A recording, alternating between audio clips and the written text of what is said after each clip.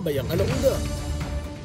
Kamara, malaki ang ginampanan sa pagbabalik ng 60 billion pesos na pondo ng PhilHealth sa 2026 national budget. Alinsunod sa utos ni Pangulong Ferdinand R. Marcos Jr. House Committee on Appropriations Vice Chair Zia Alonto Adyong, binigyan diin na kung may proseso sa pagkuha ay may proseso rin sa pagbalik. House Speaker Faustino Boje D. III, naging abala sa buong linggong nagdaan. Iba't ibang ahensya ng pamahalaan, kabi-kabilaan ang ginagawang relief at rescue operations nitong weekend dulot ng sama ng panahon.